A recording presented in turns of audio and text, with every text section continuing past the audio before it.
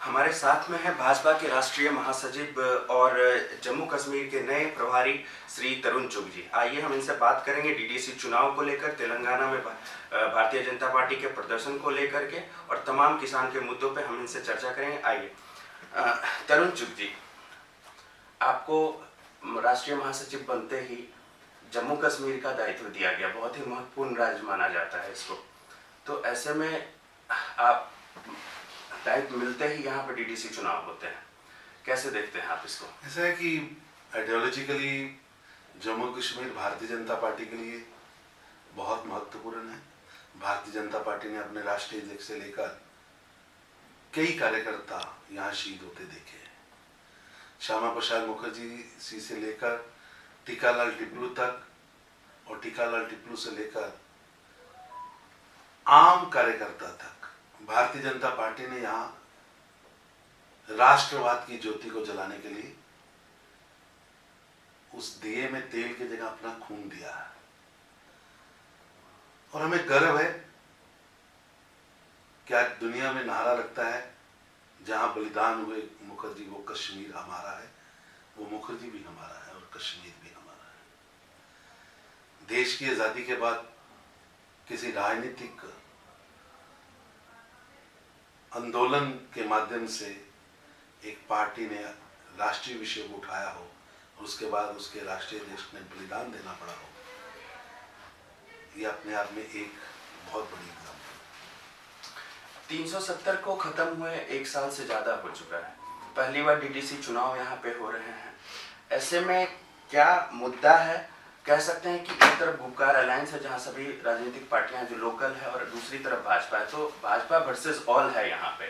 तो ऐसे में भाजपा के लिए क्या संभावनाएं हैं यहाँ पे और क्या मुद्दे हैं जिस पे भाजपा इस चुनाव में उठाती रही और उस पर चुनाव लड़ रही है? ऐसा है कि जहां ये भाजपा के लिए महत्वपूर्ण है, वही ये देश के लिए बहुत महत्वपूर्ण स्टेट है।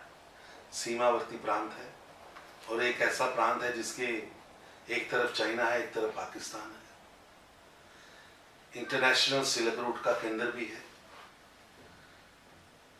इसलिए ये महत्वपूर्ण भी है। और यहाँ 370 एक देश से अलग करने का एक प्रावधान यहाँ 7 दशक तक रहा, जो कहीं ना कहीं जम्मू कश्मीर को भारत के साथ जोड़ने में एक बाधा के रूप में काम करता रहा। 5 अगस्त 2019 को भारत के प्रधानमंत्री श्री नरेंद्र मोदी जी के नेतृत्व में देश के गृह मंत्री श्री अमित शाह जी ने उस धारा को समाप्त किया है। 370 और 35 से दोनों ही, जहां यहाँ के नागरिकों के अधिकारों का हनन कर रही थी, यहाँ की बेटियां हों, आप देखिए जम्मू कश्मीर की बेटी और बेटे में 370 हटने के पहले और हटने के बाद की स्थिति क्या है कि जम्मू कश्मीर की बेटी कहीं भी ब्याही जाएगी तो उसके यहाँ के सारे राइट्स खत्म हो जाएंगे और बेटा कहीं भी ब्याह के लाए उसके राइट्स नहीं खत्म होंगे। तो आप जम्मू कश्मीर की बेटी के अधिकारों का हनन करते आ रहे हैं और आज 370 टूटने के बाद बेटा व बेटी जो एक ही माँ के गर्भ से पैदा हुए हैं, दोनों को समान अधिकार है। ये मेरे ख्याल में बहुत बड़ा एक सामाजिक पहलू 370 टूटने के बाद आया है। आप देखिए यहाँ के जो गुज्जर बकरवाल भाई हैं, जो पूरे देश के अंदर उनको अधिकार है लेजिस्लेटिव में, आरक्षण में, वो यहां नहीं थे, ये मिले हैं। यहां देश की आजादी 15 अगस्त 1947 को हुई। 1947 से लेकर लगभग उस समय 2 करोड़ लोग ट्रांजिट किए, 20 लाख लोग मार दिए गए। दुनिया का सबसे बड़ा ह्यूमन ट्रांजिट था।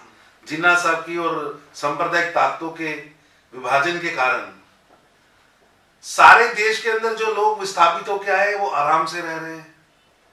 बड़ी बड़ी इंडस्ट्रियां हुई, स्ट्रगल किया उन लोगों ने, लेकिन उनका कसूर क्या था? जब वो विस्थापित हुए थे तो पाकिस्तान हिंदुस्तान था, भारत ही था, भारत को षड्यंत्र के तहत तोड़ दिया गया। उन लोगों ने तय किया हम पाकिस्तान जिंदाबाद नहीं कहेंगे, हम जिन्ना की बातों में नहीं आएंगे, हमें अपना वतन, अपनी जमीन, अपनी धरती, अपनी भारत माता, अपनी संस्कृति, अपनी सभ्यता, अपना सभ्याचार, अपने मंदिर, अपने गुरुद्वारे सभ्याचार के केंद्र महत्वपूर्ण है। और वो पाकिस्तान छोड़ के भारत आए, तब के भारत को जो आज पाकिस्तान कहा जाता है छोड़ के आए। 20 लाख लोग मार दिए गए, 2 करोड़ लोग ट्रांजिट करके आए, पूरे भारत ने उनको सहर्ष स्वीकार किया। वो करोड़ों रुपए की प्रॉपर्टीज वहां छोड़ के यहां आए थे।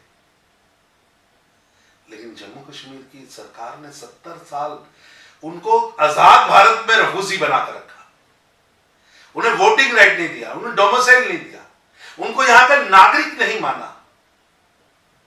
ये कैसा कॉन्स्टिट्यूशन था?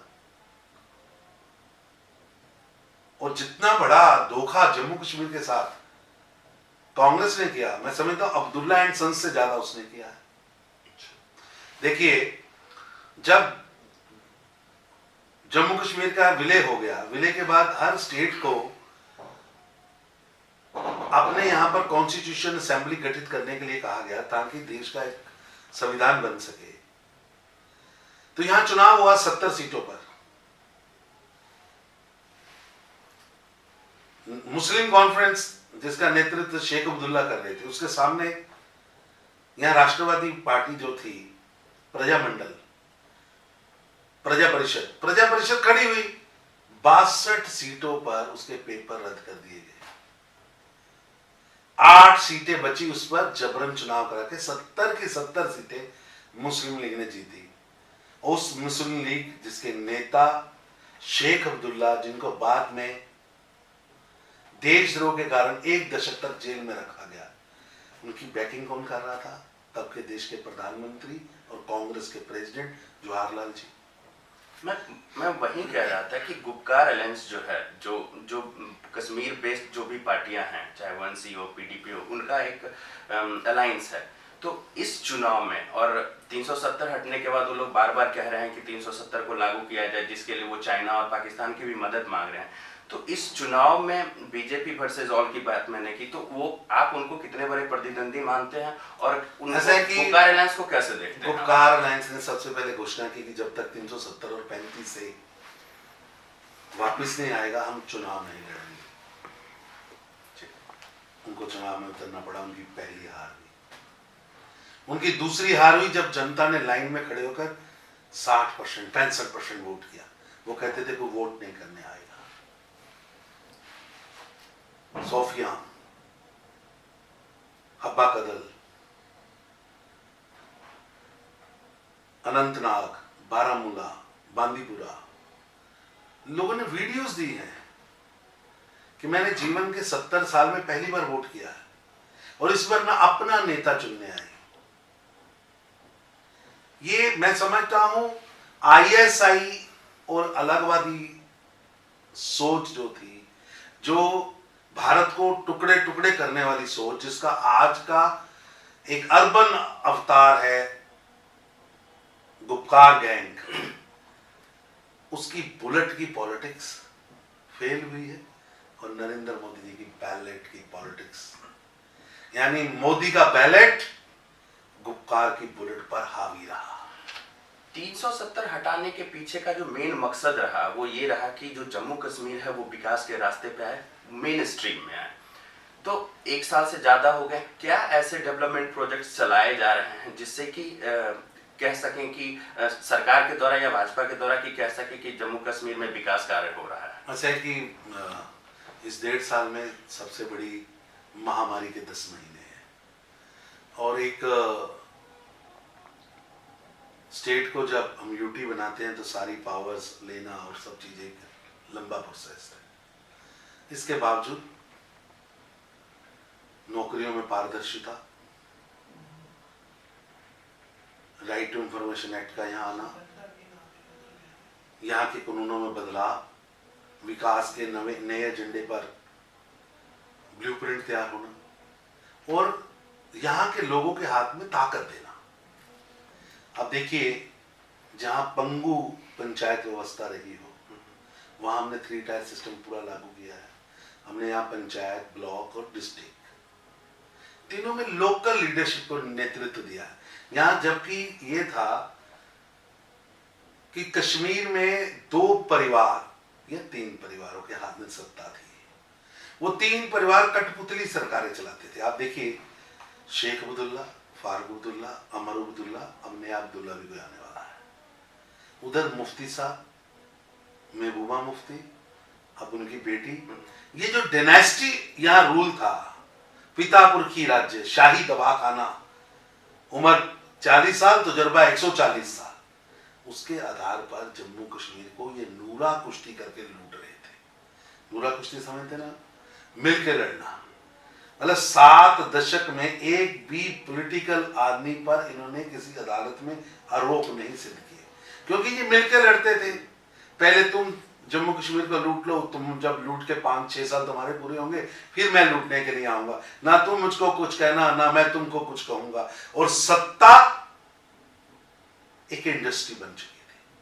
यहां पर जम्मू कश्मीर लूट का अड्डा बन चुका था। और ये दोनों परिवार, Abdullah and sons and Mufti and sons, दोनों परिवार जिस तरह अंग्रेज भारत को लूट रहे थे, उसी तरह ये 2 परिवार पिछले 7 दशकों से जम्मू कश्मीर की जनता को लूट रहे थे, यहाँ के लोगों के अधिकारों को लूट रहे थे, यहाँ के साधनों को लूट रहे थे, यहाँ के विकास को लूट रहे थे। ऐसा एक ग्रुप का ऐसा माना जाता रहा है कि जो नेशनलिस्ट फोर्सेज हैं, कह सकते हैं, जो सरकार है और कश्मीर के लोगों के बीच में एक विश्वास की कमी है। उस विश्वास को जीतने के लिए सरकार क्या कर रही है ताकि ज्यादा से ज्यादा लोगों उनको भरोसा दिला सके, लोगों को जोड़ सके? ऐसा है कि ये भी एक फॉल्स नरेटिव क्रिएट किया गया है दिल्ली में। अगर लोगों को विश्वास ना तो 60% पोलिंग शोपियां में, बांदीपुरा में, इतनी बड़ी बड़ी लाइनें इतने छोटे चुनाव में नहीं लगती। लोगों को विश्वास है भारत के लोकतंत्र पर, लोगों को विश्वास है भारत के कॉन्स्टिट्यूशन पर, लोगों को विश्वास है भारत के इंस्टीट्यूशंस पर। लेकिन पाकिस्तानी से एक वॉर जो लैंड के रूप में इसको इस्तेमाल करना चाह रहा है, यहाँ की जनता ने उसको नकारा है।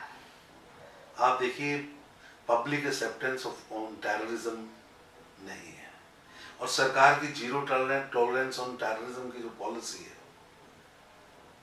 उसको यहाँ की जनता स्वीकार कर रही है। आज आतंकवादियों की लिस्ट पेपर पर बनी है, पहले किताबों में बनती थी। आज गिनती के 200 आतंकवादी बचे। नई भर्ती में फर्क आया है। विदेशी ताकत उसको बढ़ाने के लिए हर तरह का प्रयास कर रही है, विष बोलने का प्रयास कर रही है। लेकिन मुझे पूरा विश्वास है कि भारत के प्रधानमंत्री श्री नरेंद्र मोदी जी के नेतृत्व में जहां हमने दिल जीता है, वहां यहाँ की आंतरिक सुरक्षा और बाहरी सुरक्षा पर भी हम पूर्णतः विजय प्राप्त करेंगे, और आतंकवाद समाप्त होगा, उसका समूल नाश होगा, और यहाँ की जनता अमन चैन से विकास की ओर बढ़ेगी। यहाँ का उद्योग, यहाँ का व्यापार, यहाँ का टूरिज्म, यहाँ का फल, यहाँ का फूल, यहाँ का बेटा देश के लिए बहुत कीमती है, वो देश के काम आएगा। आपने टेररिज्म की बात की और नई भर्तियां की बात की। मैं एक बात से सहमत हूं कि जो पत्थरबाजी जो ट्रेडमार्क बन चुका था कश्मीर का, उसमें कमी आई है। लेकिन दूसरी तरफ जो आंकड़े हैं वो ये कहते हैं कि जो युवा हैं उनका मिलिटेंट ऑर्गेनाइजेशन या टेररिस्ट ऑर्गेनाइजेशन में जो जुड़ना है उसमें बढ़ोतरी हुई है। इसको आप कैसे देखते हैं, और युवाओं को उससे दूर रखा जाए, इसके लिए सरकार क्या कर रही है? ऐसा है कि आतंकवादी किसी घर से निकलता था तो पूरा गांव उसको एक रिस्पेक्ट की नजर से देखता था। आज ये परिवर्तन है कि जिस घर से आतंकवादी निकलता है, जहां बच्चा गुमराह होकर भागता है, तो उसके माँ बाप आके पुलिस को कहते हैं कि हमारा बच्चा भागा। आज उसको पुलिस पे विश्वास है, और पुलिस ने कई एनकाउंटर्स में जो छोटे बच्चे गलती से चले गए थे, जिनका अभी फर्स्ट डे था, उनके माँ बाप के माध्यम से उनकी काउंसलिंग करके उनको घर भेजा है, और जो नहीं माने उनको कब्र में भी लटाया है। हमने ये स्पष्ट किया है कि गन उठाने वाले हाथ के साथ कोई बात नहीं होगी, लेकिन कोई गुमराह बच्चा किसी लालच में या किसी फुसलाहट में स्लिप होता है तो उस बच्चे को बचाना भी देश का ही काम है। हम उससे सफल हुए हैं, आप देखिए, और विश्वास भी बना है। अब अगर फेक एनकाउंटर होता है तो उसका एफआईआर रजिस्टर्ड होता है। अभी सोफियान में जो फेक एनकाउंटर हुआ उसमें एफआईआर रजिस्टर्ड हुआ, और जहां इस तरह की चीजें नहीं है, ये चीजें नहीं भी है, ये उन लोगों के अंदर पुलिस के प्रति एक नए विश्वास की पहल है कि अभी पुलिस हमारे बच्चों की रक्षक है, यहाँ की सेना हमारी मित्र है, हमें उनके हाथ का खिलौना नहीं बनना, ये आम घरों में चर्चा है। और ये आज इंडस्ट्री, कॉमर्स, यहाँ का होटल इंडस्ट्री ये समझ रहा है कि हमारा बहुत समय इस जो ये जमात, एनसी, पीडीपी, इन्होंने खराब किया है। आज भी जब महबूबा जी कहती मैं तिरंगा नहीं उठाऊंगी, कोई उनके साथ नहीं आता। आज वो कहती है मैं हथियार उठाएंगे, तो कोई उनके पीछे हथियार नहीं उठा रहा। बच्चों के लिए हथियार की बात कर रहे हैं, तो क्या कश्मीर के बच्चों में आपकी बेटी नहीं आती? उसको तो आप विदेश में पढ़ने भेजते हैं। फारूक अब्दुल्ला जी कहते पाकिस्तान और चाइना आएगा, उन्होंने कभी उमर अब्दुल्ला को लाल चौक पर पत्थर मारने वालों के साथ भेजा है कि आप ही पत्थर चलाओ? अपना बेटा तो इंग्लैंड में पढ़ रहा है, अपने बेटे के ऊपर आप विदेशों में पैसा खर्च कर रहे हैं, आपके होटल्स, आपकी इंडस्ट्री तबाह हो रही है यहाँ पर, और आप ऐसे बयान दे रहे हैं जिससे कश्मीर का भला नहीं बुरा हो रहा है। आप कह रहे हैं कि जो टूरिज्म सेक्टर है, जो पिछले कुछ वर्षों में जो कह सकते हैं कि बहुत ही डैमेज हुआ है, उसको रिवाइव करने की बात अभी आपने की, प्राइवेट इन्वेस्टमेंट को, इन्वेस्टर्स को लाने की आपने बात की, लेकिन आए दिन अभी भी इनकाउंटर्स होते रहते हैं। तो आपको लगता है कि क्या ऐसे माहौल में प्राइवेट इन्वेस्टर्स आएंगे? ऐसे हमें माहौल तैयार करना पड़ेगा, शुरुआत हो चुकी है। नरेंद्र मोदी जी ने 5 अगस्त 2019 को ऐतिहासिक मोड़ दिया है। ये ऐतिहासिक मोड़ जम्मू कश्मीर को मंजिल तक पहुंचाएगा, और मुझे पूरा विश्वास है नरेंद्र मोदी जी के सोच पर, नरेंद्र मोदी जी के भारत में उसी तरक्की के साथ बेंगलोर चलेगा, उसी तरक्की के साथ श्रीनगर चलेगा। जिस तरक्की से हैदराबाद चल रहा है उसी तरक्की से जम्मू चलेगा, उसी तरक्की से मुंबई चल रहा है उसी तरह से बारामूला चलेगा। इनको पीछे नहीं रहने दिया जाएगा। लेकिन यहाँ के लोग अब समझ चुके हैं कि अब उनका भला मोदी जी के हाथ में है, बुरा करने वाले हाथ आज गुपकार कहने बनकर बैठे। आपने हैदराबाद की बात की, आप जम्मू कश्मीर के साथ साथ तेलंगाना के भी प्रभारी हैं।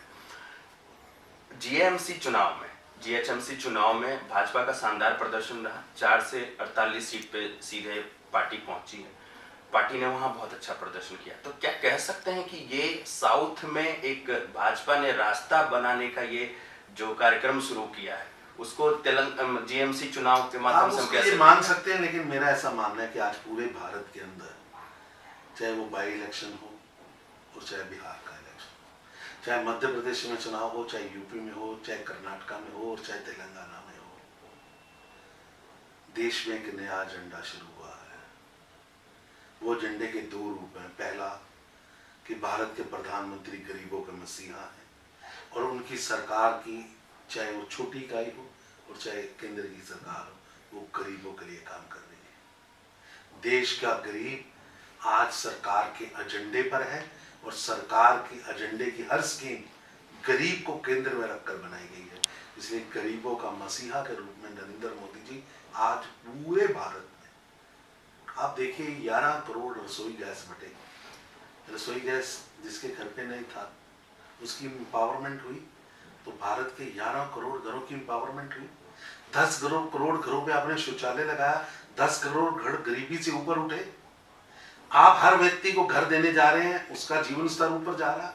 आपने 40 करोड़ लोगों को बैंकिंग से जोड़ा है, आपने इंश्योरेंस से जोड़ा है। 50 करोड़ लोगों की मेडिकल इंश्योरेंस इस देश में पहली बार हुई है।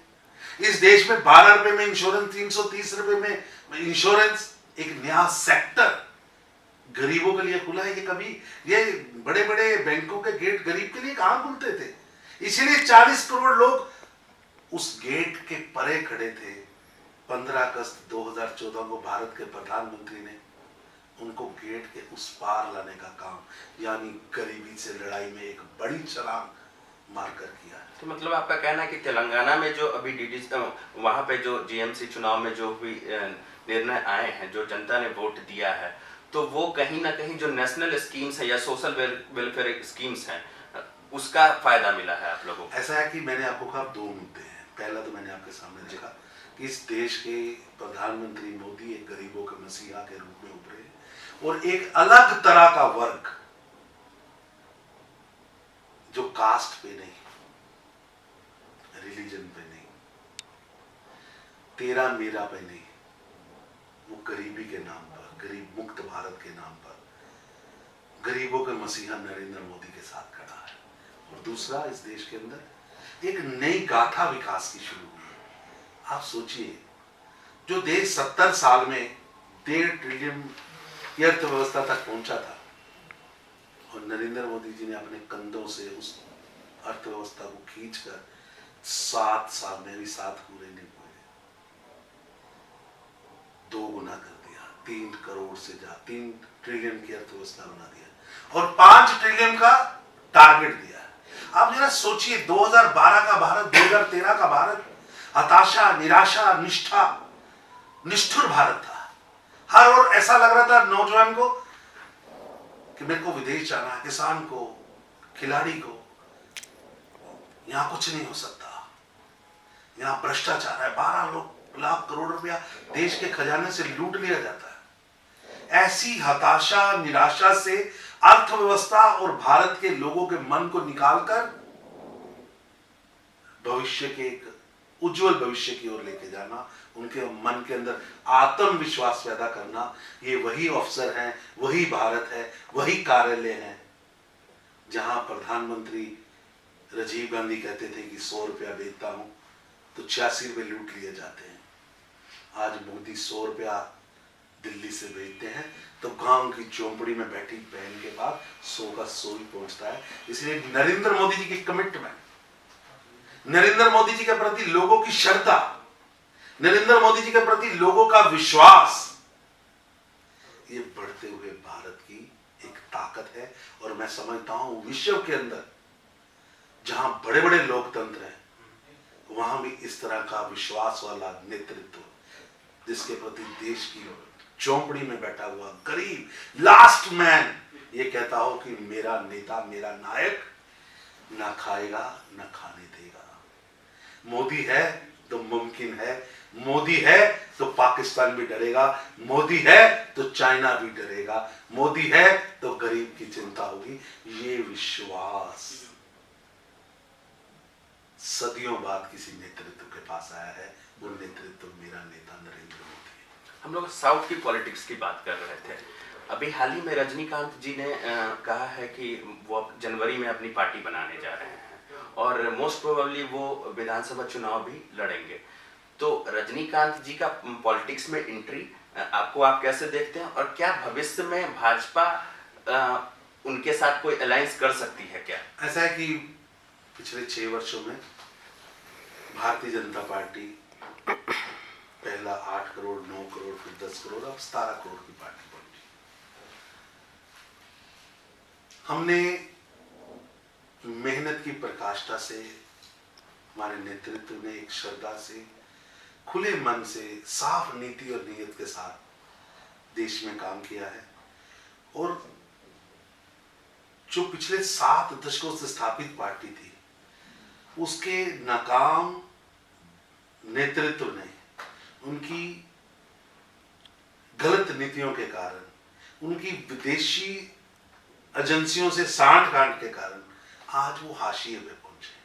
आज भारत में अगर नेशनल पार्टी के नाते कहीं बात की जाए तो केवल एक ही पार्टी है जो कश्मीर से लेकर कन्याकुमारी तक जिसकी उपस्थिति है, वो दक्षिण हो, वो साउथ हो, जो नॉर्थ हो, जो वेस्ट हो या ईस्ट हो, आज भारत के चारों कोनों में अगर कोई पार्टी है तो वो भारतीय जनता पार्टी है, और नेता के रूप में स्वीकारिता है तो वो भारतीय जनता पार्टी है। इसलिए स्टेट में कोई आएगा, कोई जाएगा, कोई उभरेगा, कोई पीछे जाएगा, लेकिन अगर किसी को देश के नाम पर आगे आना है, किसी को देश के नाम पर वोट देना है, किसी को पैन इंडिया खड़ा होना है, तो उसके लिए भारतीय जनता पार्टी है या भारतीय जनता पार्टी के गठबंधन है, जो इसकी pan India acceptance, pan India leadership, pan India नीति और नीति, और एक स्लोगन, सबका साथ सबका विकास। मेरे लिए भारत का प्रत्येक नागरिक, चाहे वो किसी धर्म से हो, किसी कोने से हो, किसी प्रदेश से हो, किसी क्षेत्र से हो, किसी कास्ट का हो, किसी लंबा ऊंचा कोई भी हो, वो भारत का नागरिक है। हमारे लिए वो सबसे, जो किसान है वो सड़क पे है। कई वार्ता की कोशिश हुई, सरकार और किसान नेताओं के बीच में वार्ता भी हुई, लेकिन उसका निर्णय अभी तक कुछ नहीं निकल पाया है। किसान अपनी जगह वहीं पे है और सरकार अपनी जगह। आप कैसे देखते हैं इस टसल को, सरकार और किसानों के बीच में? टसल नहीं है, ऐसा है कि टसल नहीं है। पिछले 100 वर्षों में सबसे बड़ा किसान सुधार श्री नरेंद्र मोदी किया। ये एक तरह का रेवोल्यूशन है, ये एक तरह का किसानी को जंजीरों से मुक्ति करने का आंदोलन है, जिसकी सबसे बड़ी पहल भारत के प्रधानमंत्री ने खुद खड़े होकर की है। आप देखिए, लगभग 12 लाख करोड़ रुपए का भारत का कृषि बजट था जब हम सरकार में आए थे 2013। आज 1.25 लाख करोड़ का बजट सिर्फ कृषि के लिए। हम कृषि को एक बड़े स्तर पर लेके पहुंचे हैं। हमारी प्राथमिकता कृषि के प्रति, कृषकों के प्रति, इस धरती के प्रति कमिटमेंट लेवल श्री नरेंद्र मोदी जी का एक अलग तरह का है। आप एक तरफ दुनिया में कृषि के लिए इजराइल जाना जा रहा है, जिसके पास रेतली जमीन है। मेरे पास बढ़िया जमीन है, लेकिन मेरी कृषि आगे नहीं बढ़ रही। मेरी जहां कृषि बढ़ रही है वहां पानी कम हो रहा है, खेती के अन्य साधनों का हम प्रयोग नहीं कर पा रहे हैं। अगर पैदावार होती है तो उसको बचा नहीं पा रहे। पहली बार 1 लाख करोड़ रुपया देश के कृषि से पैदा उत्पादनों की रक्षा हेतु आत्मनिर्भर भारत में रखा गया है। देश की कृषि को केवल खेती नहीं, खेत के साथ जुड़ने का प्रयास, यानी खेती और खेत, खेती और खेत में फर्क है।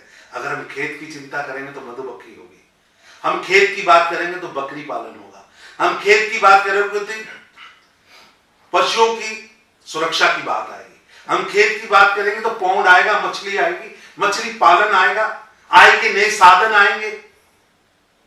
यहां तक की सोच कि किसान की आमदन को 2 गुना करना, किसान के लागत से 1.5 गुना उसको देना है, इसको ऑटोमोटिव मोड पे लेके जाना है। ये जो कार्य प्रधानमंत्री श्री नरेंद्र मोदी जी ने किए हैं, ये कृषि के लिए भगीरथीय कार्य है। आपने कहा टस्सल है, मैं वही पूछा था। मैं टस्सल क्या है? आंकड़े गिनाए आपने, योजना? मैं आंकड़े नहीं गाए, मैंने योजनाएं आंकड़े गिनाऊंगा तो आपका समय चला जाएगा। तो फिर किसान सड़क पे क्यों? हाँ, किसान सड़क पे। रेवोल्यूशन की बात करते हैं, जब आप परिवर्तन की ओर लेके जाते हैं तो शंकाएं उत्पन्न होती हैं। उन शंकाओं पर कुछ लोग खेल रहे हैं। पंजाब के कैप्टन अमरिंदर सिंह की सरकार ने झूठ का जाल बुना, षड्यंत्र का जाल बुना, लोगों को झूठ बोलकर सड़कों पर लाए। आपकी जमीन खाली जाएगी, एमएसपी बंद हो जाएगा। सरकार ने उन सभी विषयों को सामने रखा और जहां जहां किसानों ने कहा उन चीजों को पूरा भी किया। लेकिन कुछ लोग इस रेवोल्यूशन में बढ़ते हुए भारत की जो स्पीड है उसको रोकने का प्रयास कर रहे हैं। समझ जाएंगे और समझाएंगे भी उनको और कुछ चीजें क्लियर भी हुई हैं कि इस आंदोलन में आए लोगों को समझ आना शुरू हुआ है कि किस तरह से खुले मन से प्रधानमंत्री और देश के मंत्रियों ने किसानों की बात को सुना भी है, एड्रेस भी किया। आपने अमरिंदर सिंह की बात की और कांग्रेस की बात की। 2000 जो लोकसभा चुनाव के मैनिफेस्टो में फार्म बिल्स था, कांग्रेस के फार्म बिल्स मैनिफेस्टो में था। अभी फार्म बिल्स का विरोध करना, जबकि वो उनके मैनिफेस्टो में था। उससे पहले जब सीएए बिल आया तो उनका भी उन्होंने विरोध किया, जबकि उस पर भी कांग्रेस पहले समर्थन करती रही है। अगर पुराने नेताओं की बात करें तो उनके समर्थन में रही। तो पहले सीएए का विरोध और फिर फार्म बिल का विरोध। इस मतलब पूरे प्रक्रिया को आप कैसे देखते हैं? ऐसा है कि आप पहले पुराने नेताओं की बात करिए, उनके लिए जो अभी के प्रधानमंत्री रहे, last prime minister of India Manmohan Singh ji, उन्होंने सदन में खड़े होकर फार्म बिलों के लिए उनके भाषण हैं।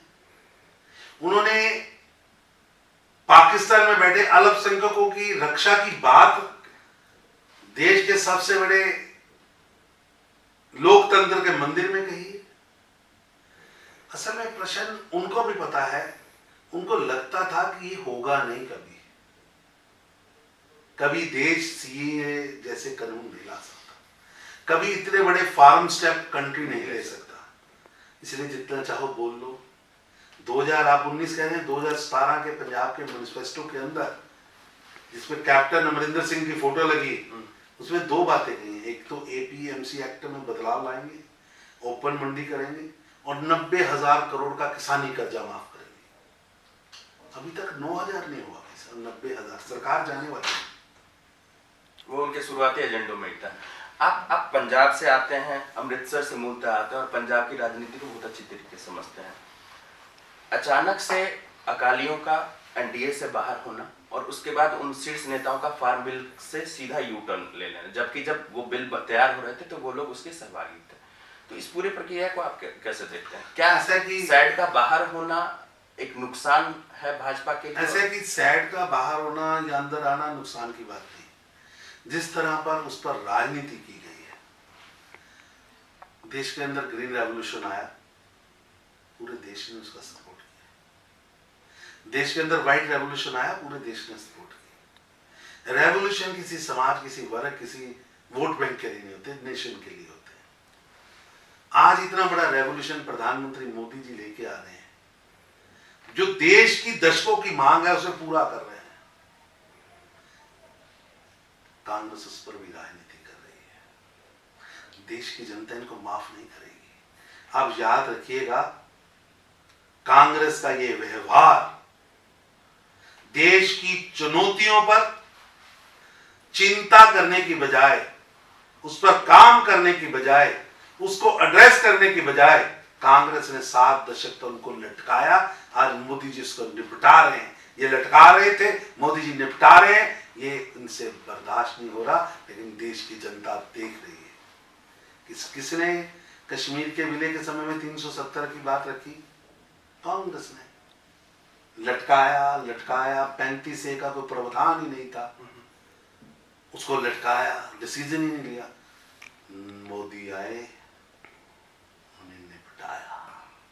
इन्होंने कृषि बिल लाएंगे, सुधार करेंगे। कुछ वीडियोस आए हैं जिसमें पाया गया है कि फार्मर प्रोटेस्ट में कुछ देश विरोधी तत्व, कुछ खालिस्तानी लोग की संलिप्तता है और उन लोगों ने ऑलमोस्ट जो है फार्मर प्रोटेस्ट को हाईजैक किया है। कैप्टन अमरिंदर सिंह ने भी कहा कि इस प्रोटेस्ट को जल्द से जल्द खत्म करना चाहिए, वो नेशनल सिक्योरिटी के लिए एक खतरा है। इस पूरे उनकी संलिप्तता, खालिस्तानियों की, दिल्ली में कुछ लोग गिरफ्तार भी हुए हैं, तो उनकी संलिप्तता और अमरिंदर सिंह का बयान कैसे देखते हैं? अच्छा कि किसानों को सोचना होगा कि वो किन के हाथों में खेल रहे हैं। कि आज उनकी स्टेज किसी धर्म के खिलाफ प्रयोग हो रही है, आज उनकी स्टेज कुछ लोग देश के खिलाफ प्रयोग कर रहे हैं। ये किसान नेताओं को सोचना होगा। अगर उनका आंदोलन अहिंसक और हिंसक, क्या उनका आंदोलन किसी वर्ग, किसी धर्म, किसी राष्ट्र के खिलाफ है कि अपनी मांगों के लिए है? ये सोचना पड़ेगा। अंतिम सवाल, मानी जाती रही। लेकिन हाल के दिनों में चाहे वो कांग्रेस की पंजाब की बात करें या अन्य राज्यों की बात करें, पंजाब में कांग्रेस और साइड के भी बहुत सारे लोग भाजपा में शामिल हुए हैं और अन्य राज्यों में। तो क्या ऐसा नहीं लगता है कि बहुत सारे लोग जब भाजपा में अलग अलग पार्टी से आ रहे हैं तो इससे पार्टी को बचना चाहिए, या पार्टी के लिए एक सिद्धांतों और मूल्य पे कोई खतरा? क्योंकि हमेशा से पार्टी जो है सिद्धांतों पे चली है, मूल्यों पे चली है। आज भी पार्टी सिद्धांतों और मूल्यों पर चल रही है। आज भी पार्टी उसी तरीके से चल रही है जिस तरीके से पंडित दीनदयाल उपाध्याय, श्यामा प्रसाद मुखर्जी, सुंदर सिंह भंडारी, अटल बिहारी वाजपेयी, लाल कृष्ण आडवाणी जी, जो उन्होंने मापदंड तय किए थे, पार्टी उन्हीं मापदंडों पर चल रही है। दुनिया में एक पार्टी है जो हर साल अपने कैडर को ट्रेन करती है, विचारिक ट्रेन करती है। ठीक है, हम बड़ी हुई, जब पार्टी बड़ी होती है तो बहुत लोग आते हैं तो उनको ट्रेन करना भी हमारा दायित्व है, उनको तैयार करना, आइडियोलॉजिकल इंसोलिट करना। आप गेट नहीं बंद कर सकते। आज आपको चाइना की जो ऐसा राजनीतिक दल जो कि सरकार भी है और दल भी है, आप उससे डबल तक पहुंचे हैं। हम वही हैं जिसके बारे में लोग कहते थे कि आपकी भूमिका भारत की राजनीति में वैसे है जैसे हिंदी सिनेमा में, बॉलीवुड में ए.के. हंगल की स्थिति है। ए.के. हंगल हर फिल्म में है लेकिन नायक नहीं है। ये तुलना होती थी हमारे लोगों को मारा जाता था, पीटा जाता था। भाजपा का बूथ लगाने वाला कार्यकर्ता अगले दिन अपने कारोबार पे, अपने दुकान पे, अपने रोजगार पे, अपनी नौकरी पे नहीं जा पाता था। बहुत बहुत कष्ट, बहुत अत्याचार सहकर पार्टी बड़ी हुई है। बहुत ज्यादा संघर्ष है इस पार्टी की यात्रा में। लेकिन आज पार्टी बड़ी हुई है। आज हमें ए.के. हंगल नहीं, हम महानायक की भूमिका में हैं। बॉलीवुड के महानायक की भूमिका में भाजपा है। हम हैं तो फिल्म स्टार्ट होती है, हम नहीं है तो फिल्म ही नहीं बनती है। ऐसी स्थिति में भाजपा पहुंची है। लेकिन हम सतर्क हैं, हम सजग हैं। हम अपने कैडर को और ज्यादा ट्रेंड करेंगे। हमने अभी प्रशिक्षण का कार्यक्रम शुरू किया है। पूरे भारत में एक एक हमारा ऑफिस बेरर आइडियोलॉजिकल ट्रेंड हो, देश के प्रति उसको क्या करना है, अटल जी की क्या सोच थी देश की गवर्नेंस के बारे में, पंडित दीनदयाल उपाध्याय जी की एक कार्यकर्ता के बारे में क्या सोच थी, कार्यकर्ता कैसे गढ़ा जाता है, जो सुंदर सिंह भंडारी जी ने, कुशाभाऊ ठाकरे ने जो पद्धति इस पार्टी के अंदर लागू की, उन सबको पार्टी संजोकर उनको आगे लागू रखकर आगे बढ़ रही है। और ये यात्रा रुकने वाली नहीं है। ये यात्रा मां भारती को विश्व गुरु के सिंहासन पर पहुंचाकर ही रुकेगी, उससे पहले रुकने वाली नहीं। आपने कहा यात्रा रुकने वाली नहीं है, लेकिन हम, जैसे मैं बाकी राज्यों की बात कर रहा था, मैं जम्मू कश्मीर की बात करूंगा। डीडीसी चुनाव में अन्य दल के पार्टी कार्यकर्ता हो या लोग हो, पार्टी में शामिल होते हैं, उनको टिकट भी मिलता है, जिसके वजह से आपसी कार्यकर्ताओं में थोड़ी नाराजगी होती है। इसको कैसे एड्रेस करेंगे आप? अपने लोगों की नाराजगी को कैसे एड्रेस करेंगे? ऐसे कि आप पहले बात समझिए, एक तरफ आप विश्व की सबसे बड़ी पार्टी बने हैं। आज माफी चाहता हूं, मेरे देश के सभी प्रधानमंत्री मेरे देश के प्रधानमंत्री थे, लेकिन ऐसा समय भी रहा कि वो न्यूयॉर्क में जाते थे तो न्यूयॉर्क टाइम्स के छोटे से कॉलम में भी न्यूज नहीं छपती थी। आज मेरी उपस्थिति, मेरे प्रधानमंत्री की उपस्थिति, मेडिसन स्क्वायर हो या हौडी मोदी हो, मेरी प्रधानमंत्री की उपस्थिति चाहे सऊदी में हो तो चाहे जापान में हो या जर्मन में हो, आज एक महानायक की भूमिका में हम हैं। आज अमेरिका का नेता बनने के लिए भी मोदी का हाथ पकड़ना जरूरी है। ये ताकत बढ़ते हुए भारत की ताकत है, और उस ताकत को एक नायक के रूप में को बढ़ा रहा है तो भारत के प्रधानमंत्री श्री नरेंद्र मोदी जी बढ़ा रहे हैं। और इसीलिए मैं कह रहा हूं, अब भारत रुकने वाला नहीं है। और भारत और भाजपा आज एक ही वर्ड है। हम ना रुकेंगे और ये विजय परचम जब तक भारत विश्व गुरु के सिंहासन पर नहीं पहुंचेगा। आइडियोलॉजिकली हमें बंदूक के जोर पर पूरे विश्व पे राज नहीं करना है, ना ही हमने कभी किया, ना हमारे पुरखों ने कभी किया था। लेकिन आज भारत का पासपोर्ट दुनिया के किसी भी कोने में बैठे व्यक्ति के अगर पॉकेट में है तो वो गर्व से कहता है मैं इंडियन, मैं भारतीय हूं, और सामने वाला कहता हो मोदी। ये जो स्वीकारिता है ये दशकों बाद आई है, दशकों बाद आई है। दुनिया हमें भूखे नंगों का, सपेरों का राष्ट्र कहती थी, अपने फेंके हुए चावल हमें खाने के लिए भेजती थी। उस परिस्थिति से निकलकर एक महानायक की यात्रा भारत ने पूरी की है और आज हमारे पास एक विश्व स्तरीय नेतृत्व है। ये आप अगर वर्ल्ड के किसी भी कोने में चले जाइए, बेस्ट डेस्टिनेशन फॉर इंडस्ट्री वो कहता है India, best leadership India, best रहने के लिए जगह तो कहता है इंडिया। अभी कई पुड़ाव हैं, कई पुड़ाव, उन सब पुड़ावों को पूरा करना। रही बात गुपकार गैंग की, गुपकार गैंग के सपनों में कभी चाइना आता है और कभी पाकिस्तान आता है। ये हारी हुई जंग लड़ रहे हैं और जम्मू कश्मीर की 280 सीटें जनता इनको निपटाएगी। पहली बार सांप व नेवला, चिर विरोधी लुटेरे मिलकर चुनाव लड़ रहे हैं। एक को भारत का तिरंगा पकड़ने में शर्म आती है, एक चाइना की तरफ देख रहा है, एक पाकिस्तान से मदद मांग रहा है, वो लड़ रहे हैं। सोचते हैं कि इनका कहना है कि ये 280 में से 280 सीटें जीतेंगे। आने दीजिए 22 तारीख, जम्मू कश्मीर की जनता इनको लपेटेगी। जी ने बेबाकी के साथ डीडीसी चुनाव पे बात की, हैदराबाद पॉलिटिक्स पे बात की, साउथ की पॉलिटिक्स पे बात की और साथ ही अन्य मुद्दों पे, फार्मर बिल्स से लेकर के अन्य मुद्दों पे बात की। बेबाकी से सभी सवालों का जवाब देने के लिए आपका बहुत बहुत धन्यवाद।